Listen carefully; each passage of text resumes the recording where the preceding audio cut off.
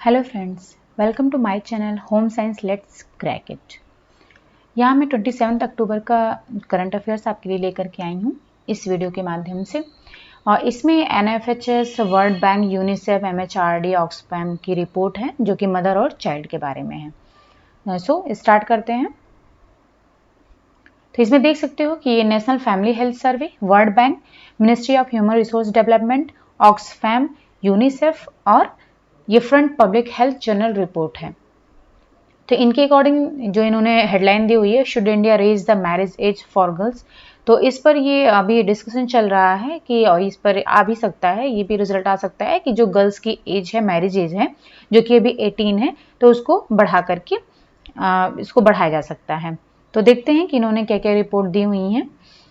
तो पहली रिपोर्ट है, इसमें इन्होंने बताया है कि जो कि bad for mother and child. WHO के सर्वे के अकॉर्डिंग जो कि 29 देशों में सर्वे इन्होंने किया, जिसमें कि इंडिया भी इंक्लूडेड है।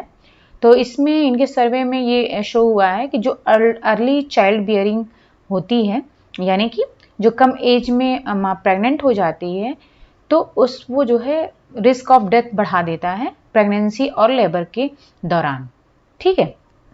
अब इन्होंने बताया कि जो अंडर 16 गर्ल्स की शादी हो जाती है, तो उनमें क्या होता है कि जब वो प्रेग्नेंट होती हैं तो चाइल्ड बर्थ के समय रिस्क बढ़ जाता है। जो अंडर 16 गर्ल्स होती हैं उनके कंपैरिजन में, जो जबकि जिनकी 20-24 ईयर्स जिनकी एज है, उनमें ये रिस्क नहीं होता है।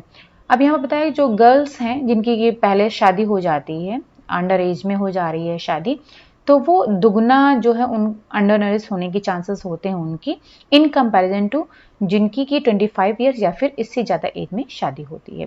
अब यहाँ पर मैटरनल मॉर्टेलिटी की रिपोर्ट यहाँ पर दी गई है। मैटरनल मॉर्टेलिटी क्या होता है, ये पर 1 लाख लाइव बर्थ में इसको मेजर किया जाता है। ये 2017 की रिपोर्ट है। और यहाँ पर इन्होंने बताया है जो इंडिया है उसमें बहुत ज़्यादा मैटरनल मॉर्टेलिटी जो रेट है वो बहुत हाई है।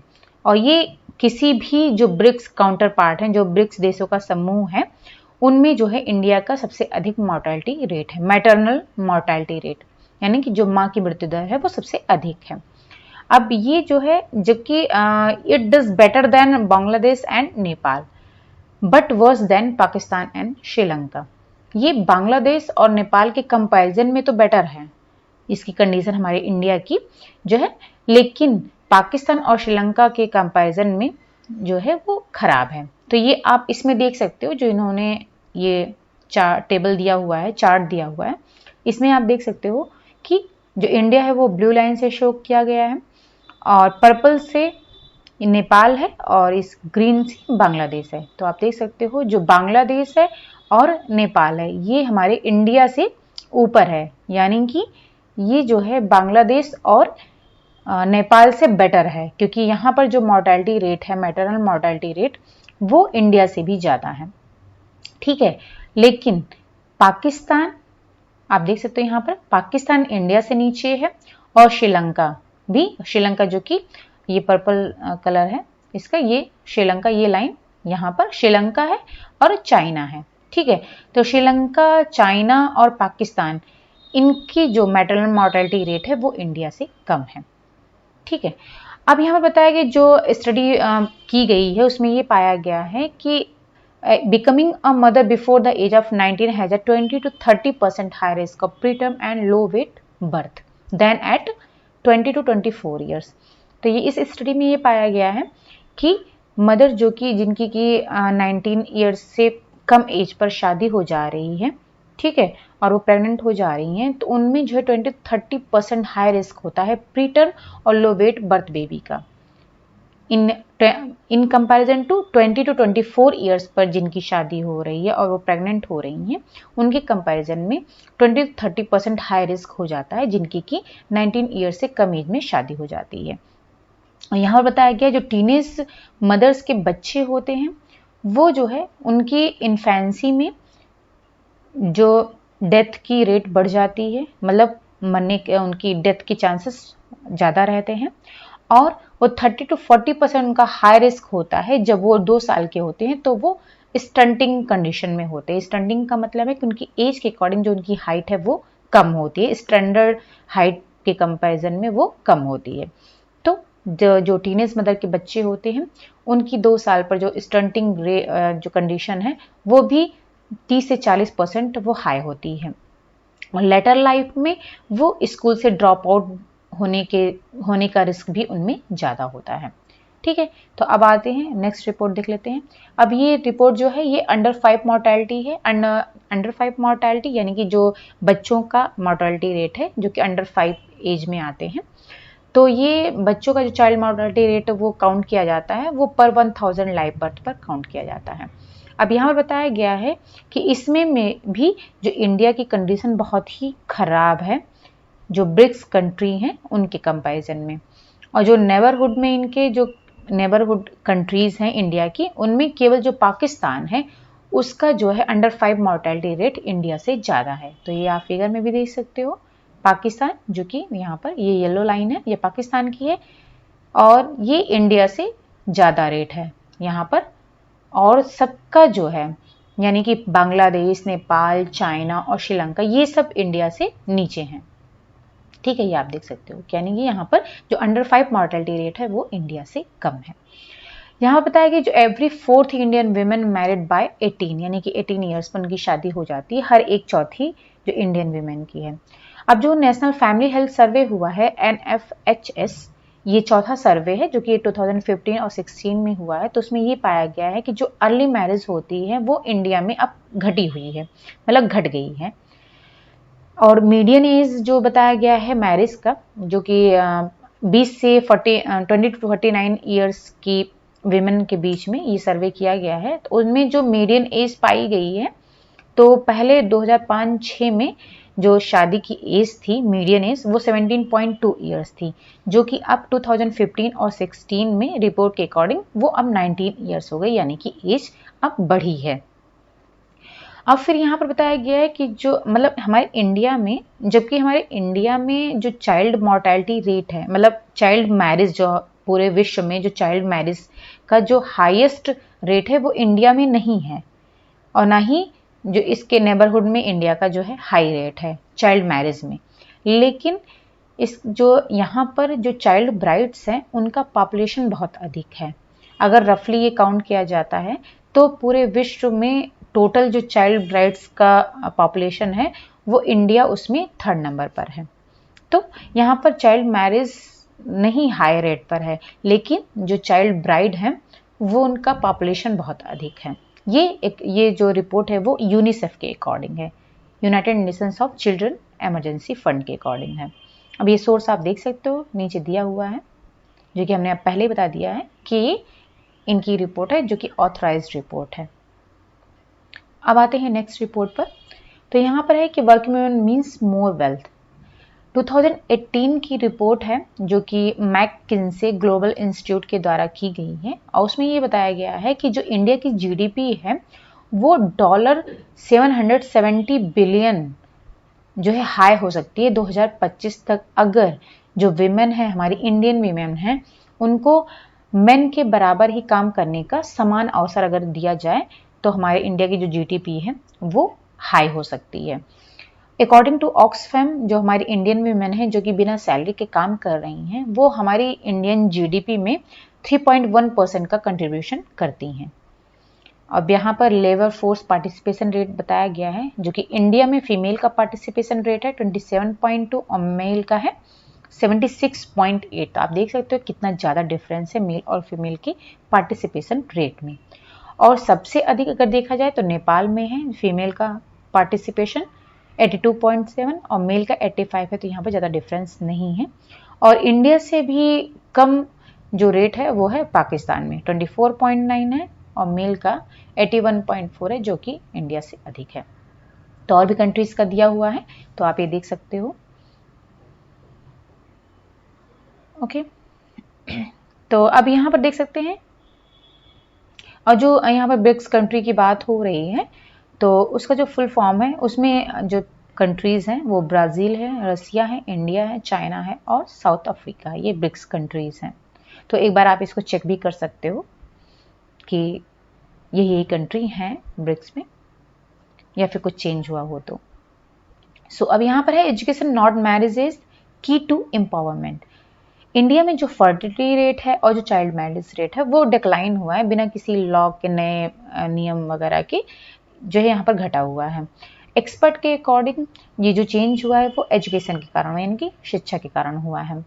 अब जो डेटा शो हो रहा है उसमें ये बताया जा रहा है कि वो गर्ल्स जो कि एजुकेटेड नहीं है, जिनके पास कोई एजुकेशन नहीं है, उनकी शादी जो है 18 ईयर्स आने से पहले ही शादी हो जाती है उनकी, इन कंपैरिजन टू जो सेकेंडरी एजुकेशन जिनके पास है, जिन गर्ल्स के पास है, यानी कि जो सेकेंडरी एजुकेशन जिन्होंने की हुई है वो एजुकेटेड हैं, तो उनके कंपैरिजन में जो एजुकेटेड नहीं है उनके 18 साल से पहले शादी हो जाती है। और ये जो डिफरेंस है वो 6 टाइम्स हायर है एजुकेटेड गर्ल्स के कंपैरिजन में अनएजुकेटेड गर्ल्स में, ये 6 टाइम्स हायर है। ठीक है, हालांकि यहाँ बताया गया है जो लैक ऑफ क्वालिटी एजुकेशन है वो बहुत ही एक चिंता का विषय है, क्योंकि हमारे यहाँ जो एजुकेशन है उसकी जो क्वालिटी है वो अच्छी नहीं है। क्योंकि यह किस वजह से अच्छी, मतलब जो क्यों नहीं अच्छी, ये रिपोर्ट में ये कहा गया है, इसका रीज़न दिया गया है कि जो साउथ एशिया में है गर्ल्स, जो 60% गर्ल्स हैं वो सेकेंडरी स्कूल पास की हुई हैं, ठीक है, उन्होंने अटेंड किया हुआ है, लेकिन फिर भी वहाँ पर 50% से अधिक जो गर्ल्स हैं उनकी 18 साल से पहले ही शादी हो जाती है।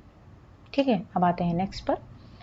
तो ये नेक्स्ट रिपोर्ट है जिसमें कि चाइल्ड मैरिज प्रेवलेंस रेट दिया गया है, स्टेट बाय स्टेट दिया गया है, और यहाँ पर 20 से 24 साल की विमेन का परसेंटेज दिया गया जिनकी कि 18 साल से पहले शादी हो गई है, और ये secondary school drop out rates है गर्ल्स का। तो ये आप देख सकते हो, यहाँ बताया कि जो states with higher rates of under age marriage also have higher secondary school drop out rates for girls, यानी कि जहाँ पर अंडर एज मैरिज हो रही है इसका रेट अधिक है, वहाँ पर गर्ल्स का स्कूल छोड़ने का रेट भी अधिक है। ठीक है, तो ये एक रीज़न है। तो ये आप देख सकते हो यहाँ पर ये कलर यहाँ पर जो दिया गया है इसके अकॉर्डिंग यहाँ परसेंटेज दिया गया है। सो चूँकि मेरी ज्योग्राफी इतनी अच्छी नहीं है तो मैं नहीं बता सकती हूँ यहाँ पर ये कौन कौन सा स्टेट है, तो आप ये देख सकते हो और यहाँ परसेंटेज दिया गया है, आप उसे टैली कर सकते हो। अब देखते हैं कि child marriage prevalence in India and it's neighbourhood, ये चाइल्ड मैरिज प्रेवलेंस रेट दिया गया है इंडिया में और अदर जो नेबरहुड कंट्री हैं। तो इसमें देख सकते हो इंडिया का जो रेट है वो 27% है, और सबसे अधिक रेट कहाँ पर है, बांग्लादेश में 59% है।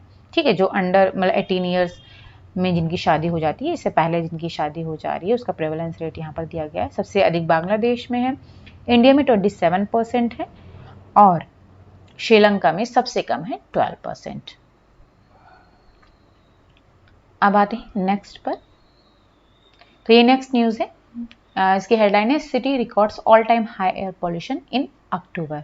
तो यहाँ बताया गया है कि जो हमारे यूपी की 6 सिटी हैं वो टॉप 10 मोस्ट पॉल्यूटेड प्लेस में हैं, मतलब कंट्री में जो मोस्ट पॉल्यूटेड सिटी का जो सर्वे होता है उसमें हमारे यूपी के अकेले 6 सिटी हैं जो कि मोस्ट पॉल्यूटेड प्लेस में आ गए हैं, उनमें से लखनऊ भी है।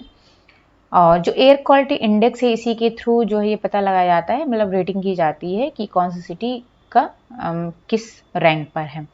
तो इसमें जो लखनऊ का एयर क्वालिटी इंडेक्स है जो कि मंडे को रिकॉर्ड किया गया है वो है 33 यानी 334, जो कि हाईएस्ट एयर क्वालिटी डेरिवेशन अभी तक का है। ठीक है, अब ये जो एयर क्वालिटी इंडेक्स दी जाती है उसमें बेस्ट से गुड से लेकर के पुअर तक का लेवल होता है, जो कि मैं अभी बताती हूँ आपको।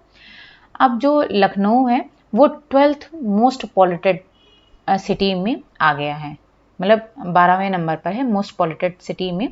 और ये जो रिपोर्ट है ये सेंट्रल पॉल्यूशन कंट्रोल बोर्ड की तरफ से ये लिस्ट निकाली गई है सिटी की, इसमें कि जो लखनऊ है वो 12th नंबर पर है हाई एयर पॉल्यूशन में। और यहाँ पर ये दिया गया है कि जो air pollution worsened in other parts of the state, मतलब अदर पार्ट्स जो सिटी के अदर पार्ट्स हैं वहाँ पर भी इसका जो बहुत बुरा हाल है, जो कि आप देख सकते हो close to the national capital crossing the, जो कि यहाँ पर एयर क्वालिटी इंडेक्स को क्रॉस कर दिया है, यानी कि 350 है, यानी लखनऊ से भी ज़्यादा इंडेक्स रेट है बहुत सारे सिटीज़ का। Air quality will turn worse and come. और ये कहा गया है कि जैसे जैसे टेम्परेचर डाउन होता जाएगा, कि अब ठंडक आ रही है, तो जैसे जैसे सर्दी आएगी, टेम्परेचर डाउन होगा, एयर क्वालिटी जो है वो और ज़्यादा खराब हो जाएगी। ठीक है, और ये बताया गया है जो इन्वायरमेंटलिस्ट हैं वेंकटेश दत्त के द्वारा ये रिपोर्ट दी गई है। ओके, तो अब आते हैं नेक्स्ट रिपोर्ट पर। तो ये आप देख सकते हो, सीबी का फुल फॉर्म है सेंट्रल पोल्यूशन कंट्रोल बोर्ड, और AQS का है एयर क्वालिटी स्टैंडर्ड्स। ठीक है, तो यहाँ पर एयर क्वालिटी इंडेक्स दिया गया है, ये रेटिंग दी गई है, और ये कैटेगरी बताया गया, यानी कि 0 to 50 के बीच में है तो गुड, मतलब अच्छी कंडीशन में है, और अगर 401 से 500 के बीच में तो वो सीवियर कंडीशन में है। और जो आप देख सकते हो लखनऊ जिसका कि 334 है इंडेक्स, तो वो वेरी पुअर कंडीशन में है। इसी तरीके से और भी सिटीज़ हैं वो भी पुअर कंडीशन में हैं। अब आते हैं नेक्स्ट न्यूज़ पर। Green gas to fuel kitchens vehicle in Ayodhya soon. यानी कि अब जो है, चूंकि अब जो अयोध्या है तो वो एक टूरिस्ट प्लेस बन चुका है, डेस्टिनेशन बन चुका है, तो अब वहाँ पर नेचुरल गैस की सप्लाई कुकिंग के लिए और ट्रांसपोर्टेशन के पर्पस के लिए नेचुरल गैस की सप्लाई होगी वहाँ पर। और ये जो है किसके द्वारा होगा? ग्रीन गैस लिमिटेड के द्वारा होगा। इनको ये रिस्पॉन्सिबिलिटी दी गई है। और ये जो ग्रीन गैस लिमिटेड है, ये मतलब अदर लखनऊ और जो आगरा है वहाँ पर इको फ्रेंडली फ्यूल को ऑलरेडी प्रोवाइड कर रहे हैं। अब यहाँ बताया गया कि अयोध्या के साथ साथ जो और अदर जैसे कि सुल्तानपुर है, उन्नाव है, तो वहाँ पर भी जो है इसको ये ग्रीन गैस की सप्लाई वहाँ पर भी धीरे धीरे की जाएगी। तो ये दिया गया है कि जो PNGRB has allowed us to expand base, यानी कि इसको एक्सपेंड किया जाएगा सुल्तानपुर और उन्नाव तक, अभी अयोध्या के साथ साथ। PNGRB का फुल फॉर्म है petroleum and natural gas regulatory board. ठीक है, तो इनके द्वारा ये किया जा रहा है। और ये बताया गया है जो मैनेजिंग डायरेक्टर हैं GGL ग्रीन गैस लिमिटेड के संजीव मेधी, ये ग्रीन गैस लिमिटेड के मैनेजिंग डायरेक्टर, उनके द्वारा ये बताया गया है। जो ग्रीन गैस लिमिटेड है ये एक जॉइंट वेंचर ऑफ गेल और IOCL है।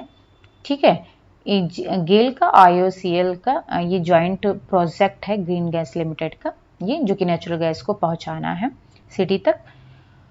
और ये जो गेल है, IOCL है, ये काम कर रहा है कि गवर्नमेंट की तरफ से ही काम कर रहे हैं, और जिनका ये विजन है कि जो नेचुरल गैस की शेयरिंग है वो 6.5% से बढ़ा करके 50% 2030 तक, इसको 15% तक कर दिया जाए नेचुरल गैस की सप्लाई को, शेयर को।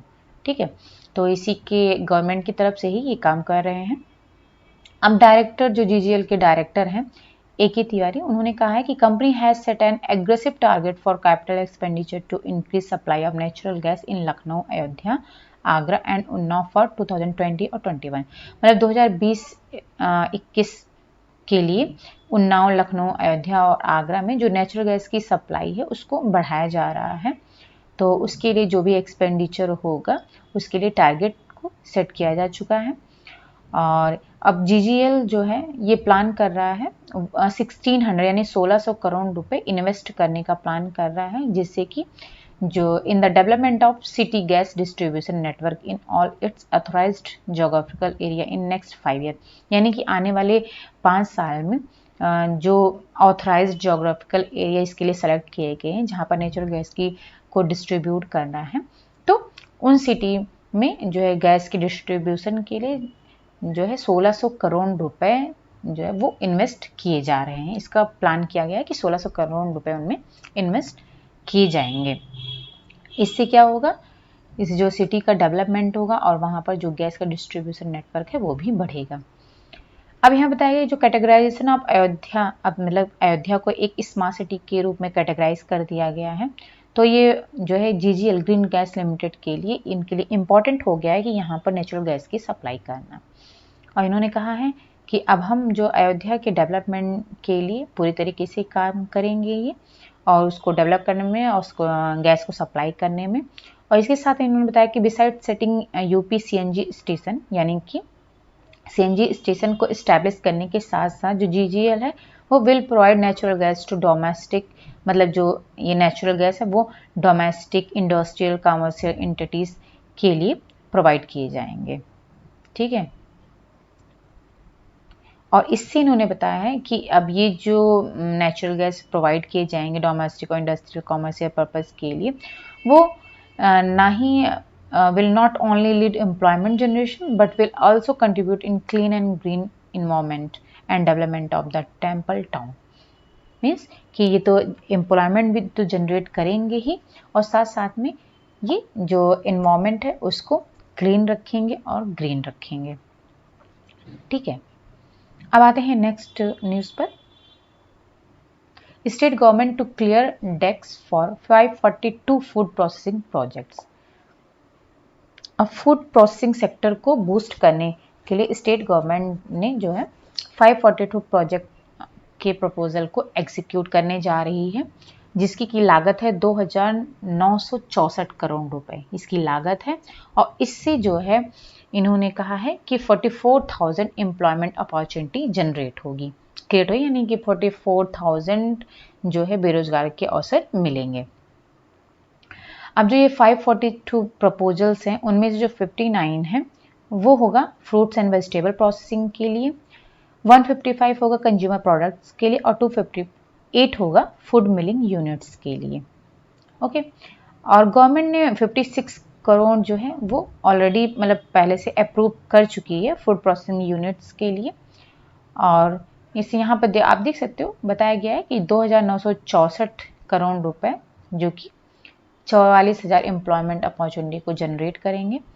ठीक है, और गवर्नमेंट ने had come up with a food processing policy in 2017 that envisages rebate while setting up new units or expanding or modernizing the existing ones। मतलब यहाँ कहा गया है कि जो फूड प्रोसेसिंग पॉलिसी है वो 2017 में आई थी। ठीक है, गवर्नमेंट लेकर के आई थी फूड प्रोसेसिंग पॉलिसी 2017 में, जिसमें कि क्या हुआ था कि नए प्रोसेसिंग यूनिट्स को सेट किया गया था और जो पहले से थे उनको मॉडर्नाइज किया गया था और एक्सपैंड किया गया था उन यूनिट्स को। और ये जो पॉलिसी है ये रिसर्च भी प्रोवाइड करती है और जो प्रोडक्ट्स की क्वालिटी को भी इम्प्रूव करती है और पेटेंट डिज़ाइन रजिस्ट्रेशन भी करती है। पहले जो पेप्सिको ने अनाउंस किया था 814 करोड़ जो है ग्रीन फील्ड प्रोजेक्ट, 814 करोड़ रुपए का ग्रीन फील्ड प्रोजेक्ट अनाउंस किया था, जिसमें कि ये किस लिए प्रोजेक्ट था, प्रोडक्शन ऑफ पोटैटो चिप्स इन मथुरा में पोटैटो चिप्स की प्रोडक्शन के लिए 814 करोड़ रुपए पेप्सिको ने अनाउंस किए थे। और ये जो the unit is propose to be set up in Kosi, और ये यूनिट कहाँ पर सेट की गई है, मथुरा डिस्ट्रिक्ट में ये जो कोसी एरिया है वहाँ पर ये यूनिट सेट की गई है। और ये मिड 2021 में जो है इसका जो कॉमर्शियल प्रोडक्शन है वो स्टार्ट हो जाएगा। तो आप देख सकते हो कि अब जो है 542 फूड प्रोसेसिंग प्रोजेक्ट्स जो है वो एग्जीक्यूट होने वाले हैं। Each UP bill is to have warehouse for farmers.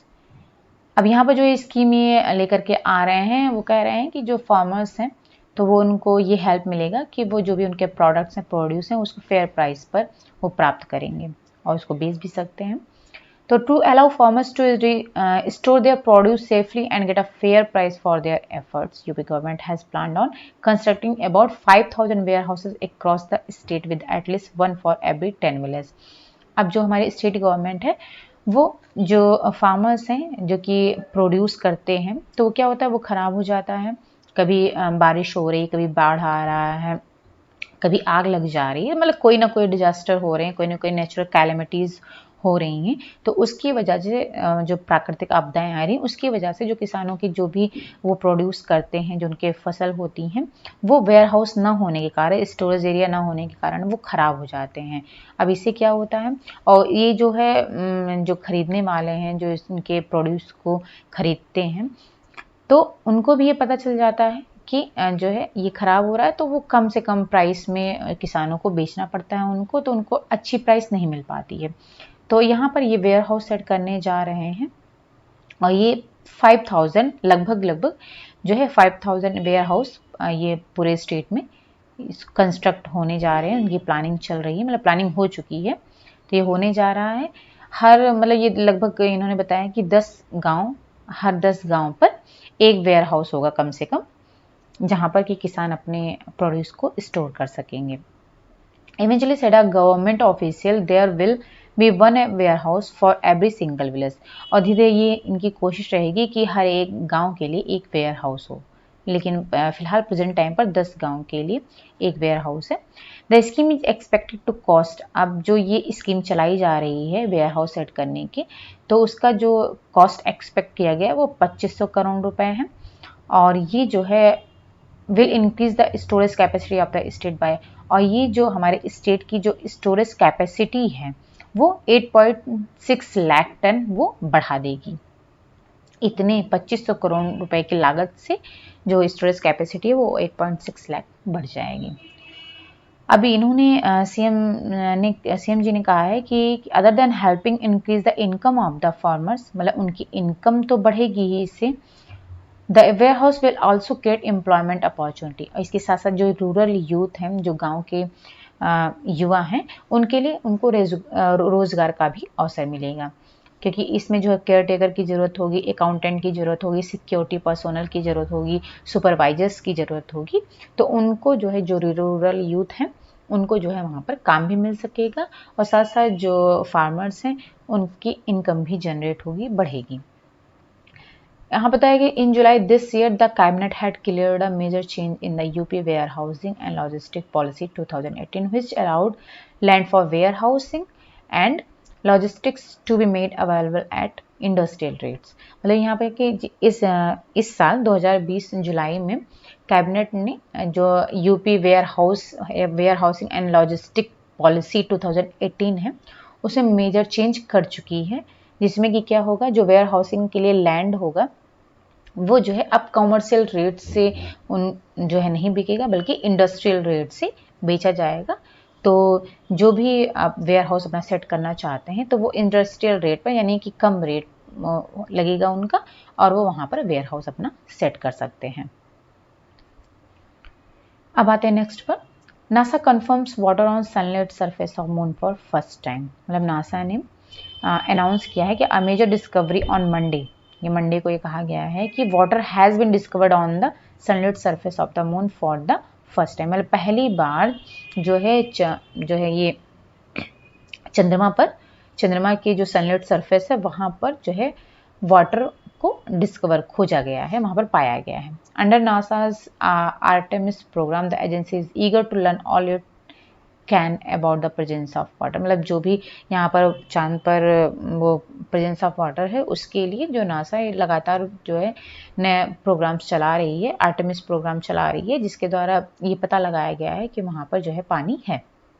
The discovery was made by NASA, अभी जो डिस्कवरी की गई है वह नासा की जो stratospheric observatory for infrared astronomy यानी कि सोफिया, इनके द्वारा ये डिस्कवरी की गई थी। ठीक है, दिस डिस्कवरी इंडिकेट्स दैट, अब इस डिस्कवरी के अकॉर्डिंग ये इंडिकेट करता है कि वाटर में be distributed across the lunar surface and not limited to cold shadow place, मतलब कि जो वाटर है वो केवल कोल्ड और जो शैडो प्लेस है वहीं तक लिमिटेड नहीं है, बल्कि लूनर सरफेस के आसपास भी वाटर का डिस्ट्रीब्यूशन हो सकता है, वहाँ पर फैलाव उसका हो सकता है। अब ये जो है वाटर की जो पुष्टि की गई है वो इसरो के द्वारा, इसरो का जो चंद्रयान फर्स्ट गया था तो उसने भी कंफर्म किया था कि जो है चंद्रमा पर पानी है, उपस्थित है वहाँ पर। और ये जो ब्रेक थ्रू है ये 2018 में भी आया था, और ये रिसेंटली भी अभी इसको कंफर्म किया गया है, और अभी जो है नासा ने पहली बार इसको कंफर्म किया है कि चंद्रमा पर पानी है। तो अब आते हैं नेक्स्ट न्यूज़ पर। अब यहाँ पर ये है, यहाँ पर हम ये बताना चाह रहे हैं जो पीएम स्वनिधि स्कीम है, ठीक है, ये जो स्ट्रीट वेंडर्स हैं उनके लिए this scheme was started in June this year, यानी जून 2020 में ये पीएम स्वनिधि स्कीम चलाई गई थी, जो कि इसके अंडर में क्या है, जो स्ट्रीट वेंडर्स हैं यानी कि स्ट्रीट नहीं, जो गलियों में वो अपना सामान वगैरह बेचते हैं, जो वेंडर्स हैं घूम घूम कर अपने सामान वगैरह बेचते हैं, तो उनके लिए स्कीम मोदी जी ने निकाली है, जिसमें ये ऑफर किया गया है कि 10,000 तक वो लोन ले सकते हैं on easy terms in order to kick start their work after the covid lockdown. मतलब जो कोविड लॉकडाउन की वजह से इनका लॉस हुआ है, तो वो जो है अपने काम के लिए 10,000 का लोन ले सकते हैं। इस स्कीम के अंदर स्वनिधि स्कीम है, ठीक है। ये जून 2020 में ये स्टार्ट की गई है, जिसके अंदर स्ट्रीट वेंडर्स जो 10,000 तक का लोन अपने काम के लिए ले सकते हैं। तो ये योजनाएं पूछी जाती हैं, इसलिए मैंने आपको यहाँ पर बता दिया है, ये नॉलेज में होना चाहिए।